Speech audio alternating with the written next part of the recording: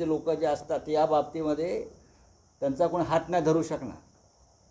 हां, ते मुहूर्त आधी काढत बसतात, कधी कुठे दंगल घडवायचे, कधी कुठे काय करायचे, कधी कोणावरती कारवाई करायचे, त्याचेच मुहूर्त काढून पंचांग गुन्ह्याचे लोक बसलेले असतात। साहेब, याच दरम्यान ज्या वेळेला पोलीस त्या ठिकाणी होते, जमाव मोठ्या प्रमाणात जमला होता, पोलिसांवर दगडफेक झाली, अनेक वाहनांचं देखील नुकसान झालेलं आहे। एकूणच ही सगळी कारवाई जी आहे ती रात्रीच्या वेळेपासून सुरू करण्यात आली आणि मोठा गदारोळ त्यावेळेला झाला।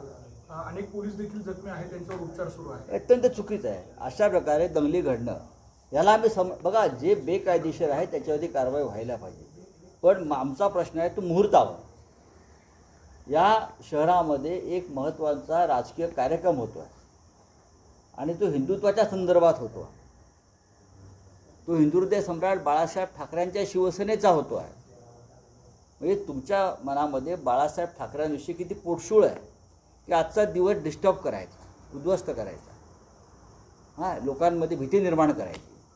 उद्याही करू शकला असतात तुम्ही, आजची मध्यरात्रसुद्धा तुम्हाला त्यासाठी करता आली असती ना, पण शिबिराला गालबोट लावायचं, बाकी काय नाही। तिकडे याच इकडे शिबिर होतंय, तिकडे आज दादा भुसेंनी अचानक महापालिकेत बैठक लावली, कारवाई होतीये, हे सगळं घाबरलेले, भीती घाबरलेले, हे सगळे घाबरून पळून गेलेले लोक आहेत, डरपोक लोक आहेत। त्याच्यामुळे ते अशा कारवाया करणार असते। त्यांना हे पाहवत नाही की एवढे आम्ही तोडफोड करून, इतकी माणसं फोडून विकत घेऊन सुद्धा हजारोच्या संख्येने हे शिवसैनिक जमतात कसे आणि यांचे अशा प्रकारचे भव्य कार्यक्रम पक्षाचे होतात कसे, या चिंतेने ते अस्वस्थ आहेत। तर काल राज ठाकरेंच्या भेटीला एकनाथ शिंदे गेले होते, त्यांच्या सोबत आमरसपुरी खायला गेले होते, कॅफे आहे ना तो, काल आमरसपुरीचा बेत होता। विचारा, मी नसेल म्हणजे मी खोटं बोलत नाही। काल उपवासाचा दिवस असल्यामुळे त्यांचा ते असे बाहेर उपवास करतात असे एकनाथ शिंदे। पण आगामी महापालिका निवडणुकांमध्ये शिवसेना, शिंदे गट आणि मनसे यांची युती होईल अशी सध्या चर्चा आहे। त्या पार्श्वभूमीवरच बैठक होती, झाल्यावरती आपण बोलू। देवेंद्र फडणवीस काय ठरवतात त्याच्यावर आहे। अमित शहा महाराष्ट्रात आले आणि त्याच्या दुसऱ्याच दिवशी ही भेट झालेली आहे आणि अमित शहा आणि एकनाथ शिंदे यांची पण त्यांच्या दौऱ्याच्या दरम्यान भेट झाली होती। बघा, अमित शहा त्यांच्या पक्षाचे प्रमुख आहेत। अमित शहा हे एकनाथ शिंदे यांचे पक्षप्रमुख आहेत, त्याच्यामुळे त्यांची भेट झाली आहे। आता आम्ही आमच्या पक्षप्रमुखांना भेटतो, उद्धव साहेबांना, आज येणार आमचे पक्षप्रमुख। जसे अमित शहा हे महाराष्ट्रात एकूण 3 पक्ष चालवतात, 3 पक्षांचे प्रमुख आहेत जवळजवळ। भारतीय जनता पक्ष, अजित पवारांचा राष्ट्रवादी काँग्रेस पक्ष, त्यानंतर हा एकनाथ शिंदे यांचा जो पक्ष आहे, तर 3 पक्षाचे प्रमुख आहेत। हा फार मोठा विक्रम आहे की 3 पक्षांचा प्रमुख आणि अधूनमधून तर आमदार साठवल्यांचा पक्षही चालवतात। हां, त्याच्यामुळे ते त्यांना रिपोर्टिंग करावंच लागतं।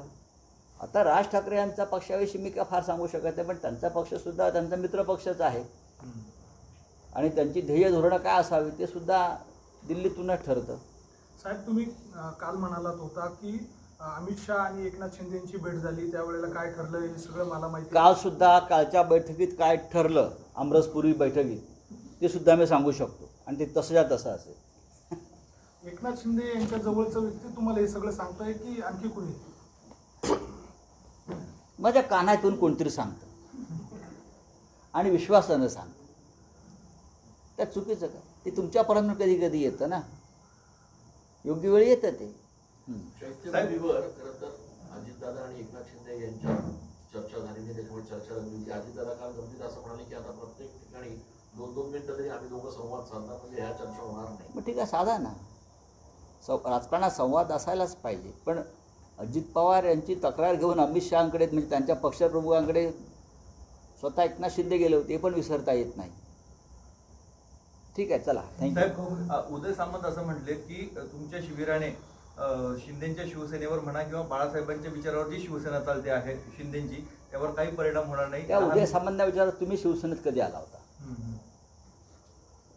उदय सामंतला विचारा, तुम्ही जे बाळासाहेब शिवसेना करताय, तुम्ही किती पक्ष बदलून आलात आणि मूळ शिवसेनेमध्ये म्हणजे आमच्या कधी आला होतात आणि का आला होता? फार मोठा उदात्त हेतूने आला होतात का? महाराष्ट्र घडवण्यासाठी वगैरे नाही ना। तुम्ही व्यापारी आहात, तुम्ही पैसे कमवायला आलात, सत्ता गेली, तुम्ही तिकडे गेलात उद्योग करायला। उद्योगमंत्री आहात तुम्ही, हो.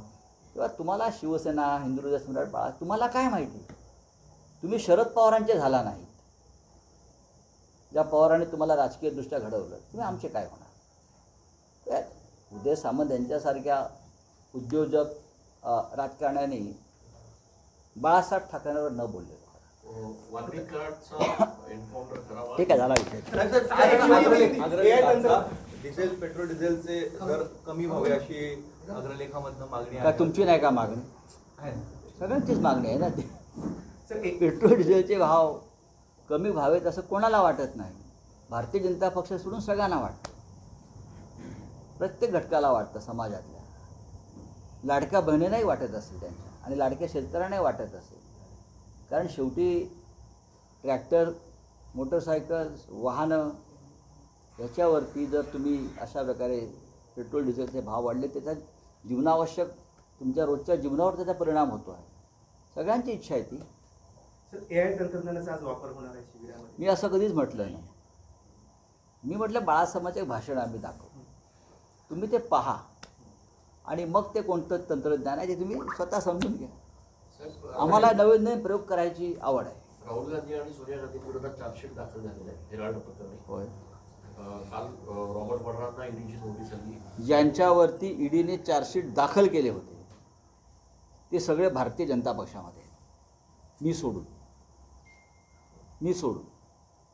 ज्यांच्यावरती ईडीनं चार्जशीट दाखल केले होते आणि ज्यांच्या संपत्त्याही जप्त केल्या होत्या, अगदी दाऊदपासून, ते सगळे भारतीय जनता पक्षामध्ये आज मंत्रिपदावर किंवा आमदार, खासदार अशा पदांवर, काही ठिकाणी मुख्यमंत्री पदावर आहेत आसाममध्ये.